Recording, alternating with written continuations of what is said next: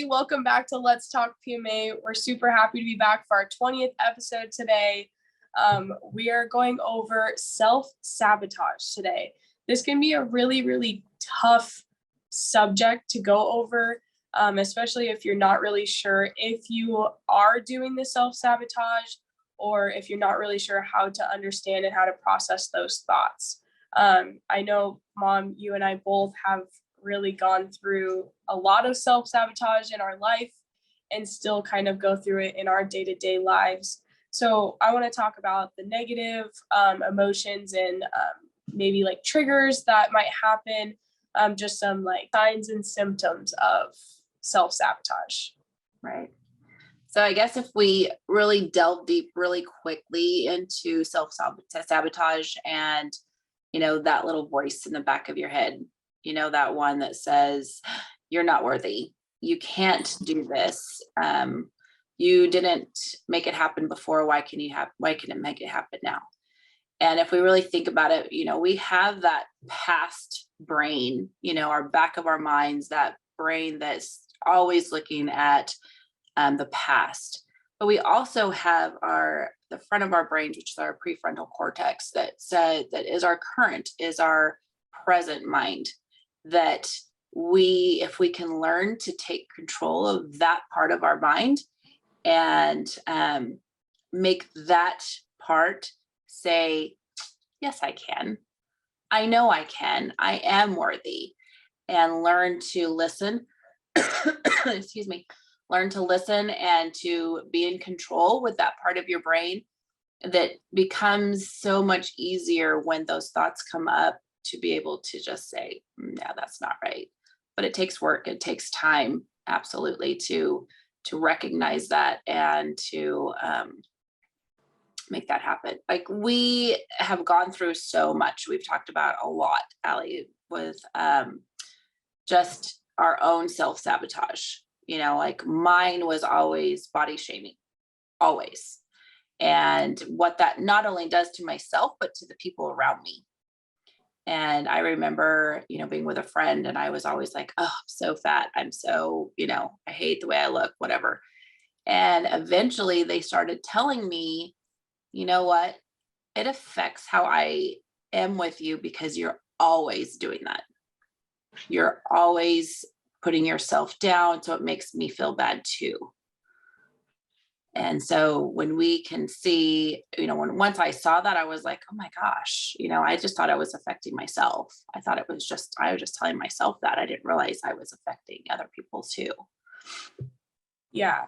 Yeah. And I mean, it's really hard because self-sabotage is contagious, and it can show up in different people in different ways.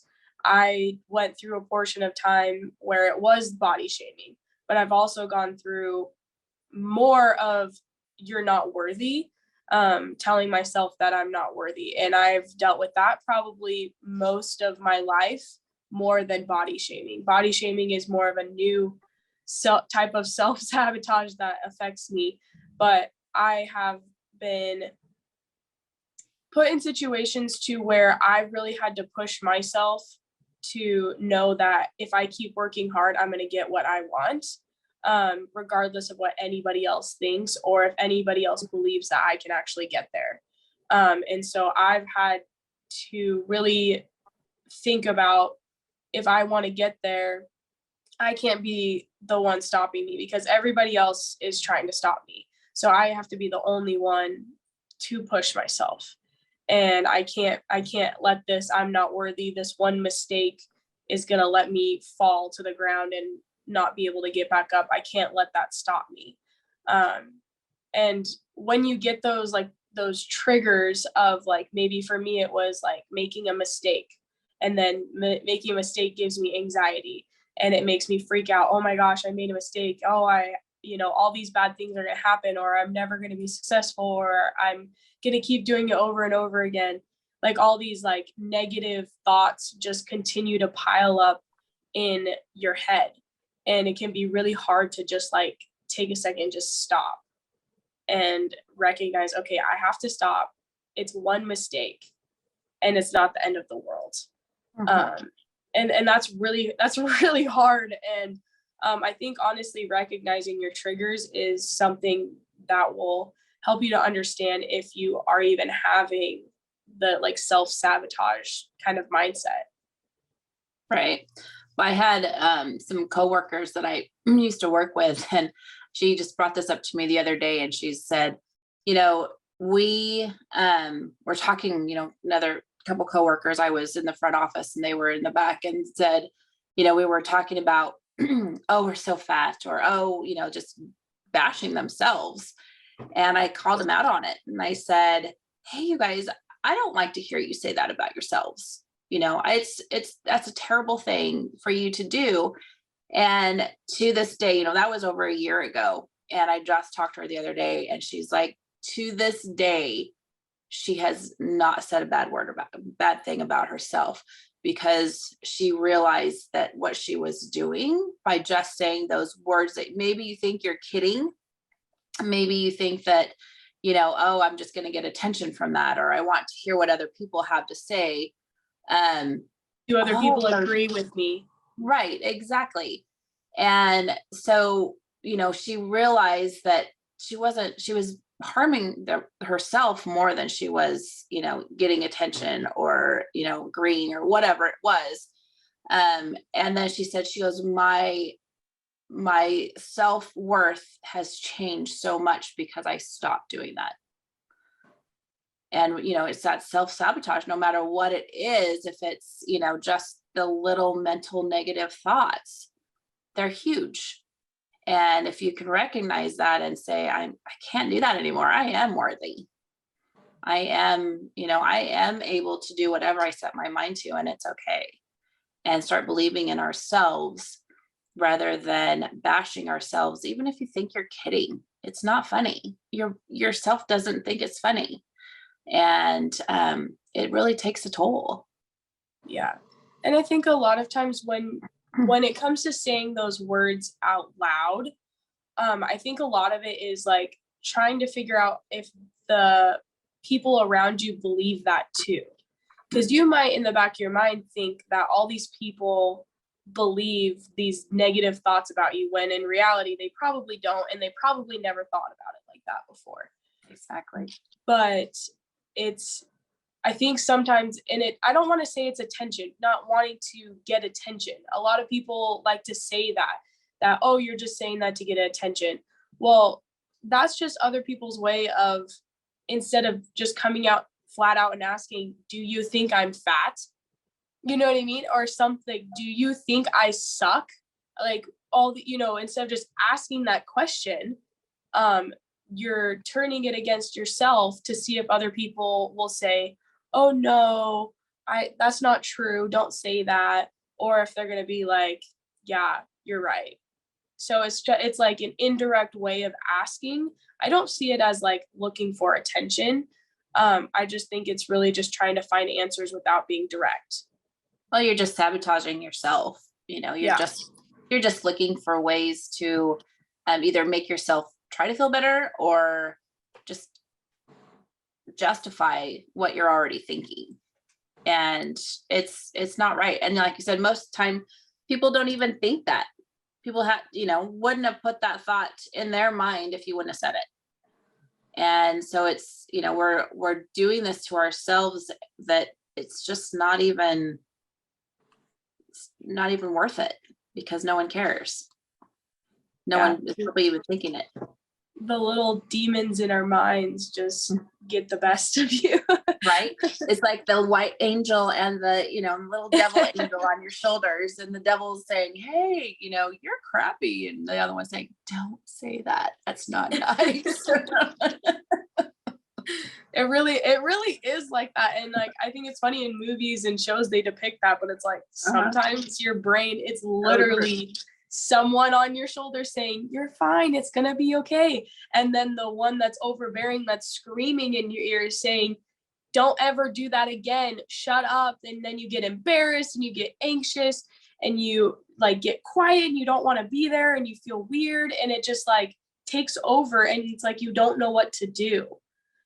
And so it's like one thought triggers the snowball effect. one thought, and if you even like give that thought a thought, you think about what it is, it's just going to keep going. If you say, okay, here's the one thought, I made a mistake and I am mad that I made this mistake, but I'm not going to do that again.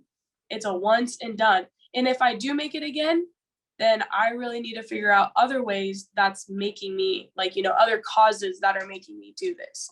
Because it's not like, if you keep thinking about it, you're gonna make the mistake over and over again, because you're too in your head instead of just like letting your body and letting your muscle memory and like letting what you actually know is right do the job. Well, and once you start thinking about it and being aware what you're doing to yourself, it takes time. It takes practice. It doesn't happen overnight. I mean, it's once you start realizing, okay, I'm not treating myself correctly, and just being able to really do it over and over and over again. You're learning a new lesson. You're learning how to love yourself. You're learning that you are worthy.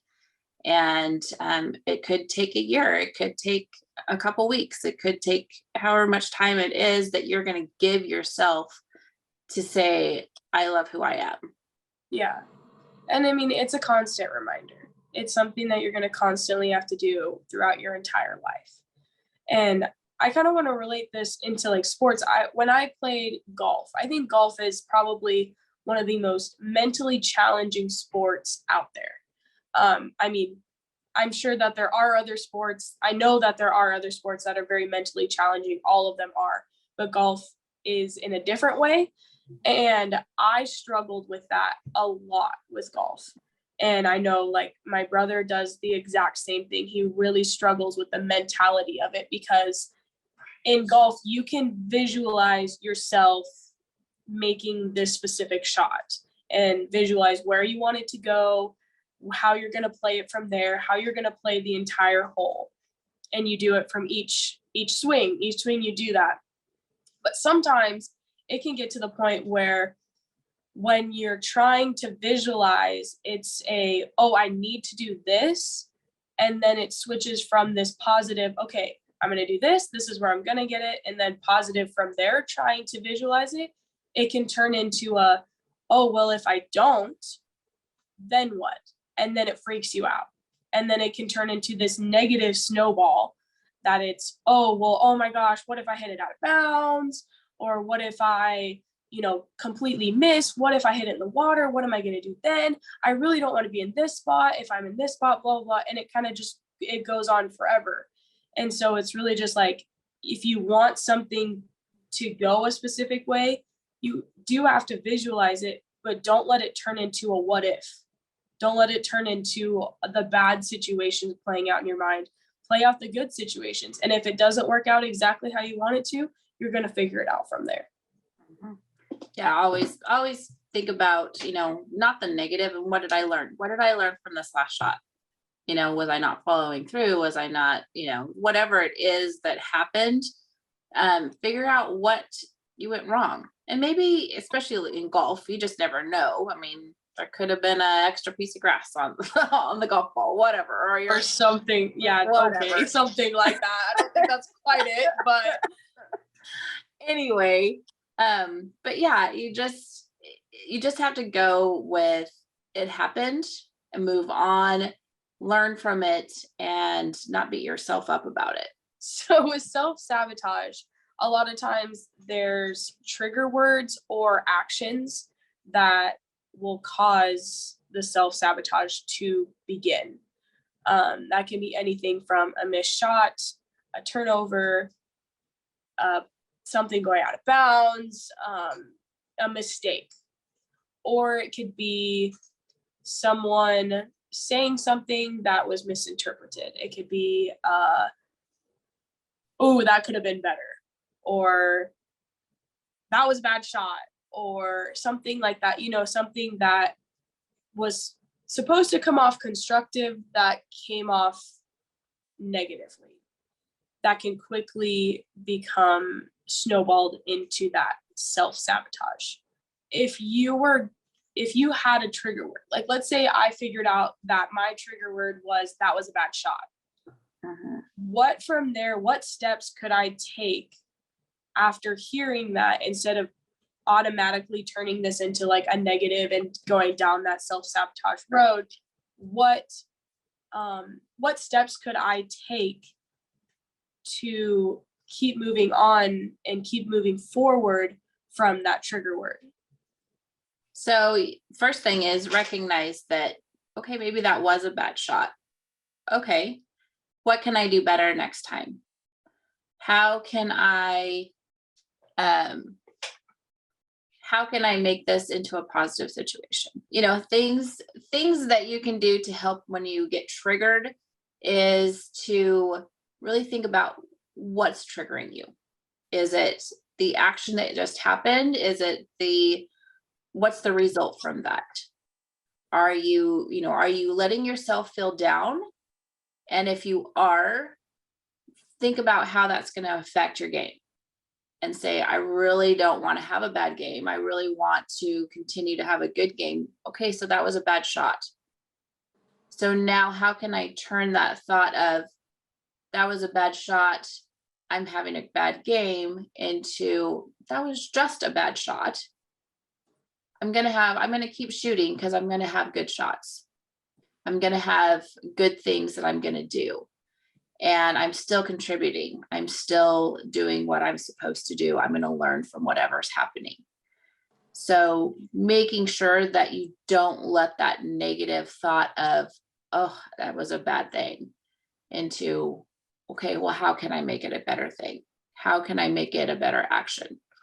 So would you say that it's the confidence that you have in yourself and the determination and the drive that you have to get you to where you want to be, or to not let things like get you down, that would keep you from snowballing and like that self-sabotage? Absolutely. I think that once you have self-confidence and once you're secure in who you are and what you want for your game and your goals, then when those trigger things come up, then you can absolutely recognize that, oh yeah, this is just that trigger thought. I know that I'm going to do better. I know what I need to do to switch it so that I know that next time I'm going to do whatever it is that's going to be better. So, when you have that self-confidence, that those self-sabotage doesn't seem to be so demanding because you can take control and say, I can recognize that. And, sometimes it just takes a matter of your teammates. Maybe you had a couple bad shots. Maybe it's your teammates on the bench just continuing to cheer you on and your coach saying, hey, it's okay. Keep shooting, keep doing whatever you're doing. Don't give up. We just work through this. This is what's happening. This is what I see what's happening. So look to that support system as well. And hopefully as a team, your whole team is coming together. If you are in an individual support sport like golf, then you really have to rely on your own mind saying, okay, I'm recognizing this. I've got this. I've got this next shot. I can, I know what I need to do. I know that, what I need to do to have a better swing, to where I need to concentrate and visualize. So it's really just knowing yourself and being confident in yourself and being secure with who you are to recognize all those trigger points. Yeah, I mean, self-confidence is key to success, truly. If you are secure in who you are, I think that you can achieve anything. And your self-confidence might go up in some points and it might go down in some points, but like I think if you truly just like, this is who I am, I embrace who I am, I'm gonna make mistakes, but I know that I can always keep pushing forward and that nothing can stop me except for myself, then I don't see any reason why anyone can't get to their goals. Right. But it's hard to gain self-confidence when when you don't know how to get there. It's like, when we work through the workbook that we just did, we have all the questions in there that really analyze your thoughts around certain situations. And we really delve deep into, what our thoughts are creating. And so we're understanding where that self-confidence is going to come from. And I think it's huge to be able to understand all of that. And that's one thing that the workbook is great for, is because you can really delve into all those questions and see where your thoughts are taking you. Yeah. And you can always keep improving, and you're going to have to work on it as you grow and as you become a different person throughout your entire life. For all certain situations, there's going to become so many different situations in your life and through sports and everything you do, that you're gonna get challenged at every corner. Yeah. All right, everybody. Well, self-sabotage, I think truly, if you want to understand if you have it or how you can better it, work on your self-confidence, work through the workbook, and really just dive deep into those thoughts, those trigger words, see why you're doing it, and just believe in yourself, empower yourself. And that's the first step to being able to really just being the best athlete that you can be. So Allie, how can they work on self-sabotage with the workbook? How do they get the workbook? The workbook is now on sale. We are super, super excited. You can get the workbook and our journal on Amazon. The links will be down below. It will also be available on our website very, very shortly. Probably by the end of this week, we're going to have it up. And Mom, you actually have one of our first copies. I do. Here it is, hot off the press. Creating Mental Toughness.